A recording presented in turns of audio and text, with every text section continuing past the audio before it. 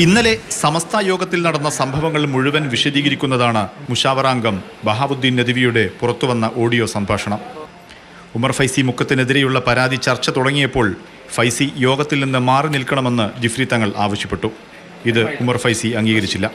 ഇതോടെ ബഹാവുദ്ദീൻ നദ്വി വിഷയത്തിൽ ഇടപെട്ടു. ഇതേ തുടർന്നുണ്ടായ തർക്കത്തിൽ ചിലർ കള്ളം പറയുന്നതായി ഉമർ ഫൈസി ആരോപിച്ചു.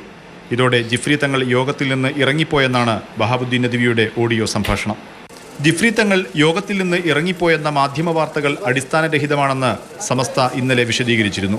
ഇതിനെ തള്ളുന്നതാണ് മുഷാവറാംഗമായ ബഹാവുദ്ദീൻ നദ്വിയുടെ ഓഡിയോ സംഭാഷണം. മുഷാവറയിൽ ഉണ്ടായ കാര്യങ്ങൾ ജിഫ്രി തങ്ങളെ വേദനിപ്പിച്ചെന്നും എന്നാൽ വിവരങ്ങൾ പുറത്തുവിട്ടത് ശരിയായില്ലെന്നും SYS നേതാവ് അബ്ദുസമദ് പൂക്കോട്ടൂർ പ്രതികരിച്ചു. പ്രത്യേക മുഷാവറയ്ക്ക് മുന്നിൽ ഇനിയും കൂടുതൽ പരാതികൾ എത്തുമെന്ന് വ്യക്തമാക്കുന്നതാണ് പുതിയ സംഭവ വികാസങ്ങൾ. ഓഡിയോ സംഭാഷണം പുറത്തുവന്നതോടെ ബഹാവുദ്ദീൻ നദ്വിക്കെതിരെ മറുവിഭാഗം പടയൊരുക്കം നടത്തുകയാണ്. സമവായമില്ലാത്തത് ലീഗിനും തലവേദനയാകുന്നതോടെ ഇനി പ്രത്യേക മുഷാവറ യോഗത്തിൽ എന്തു തീരുമാനമെന്നതാണ് നിർണായകം. മുഹമ്മദ് ഷഹീദിനും വിനോദ് മൊറായിക്കുമൊപ്പം ഇംതിയാസ് കരീം, മാതൃഭൂമി ന്യൂസ്, കോഴിക്കോട്.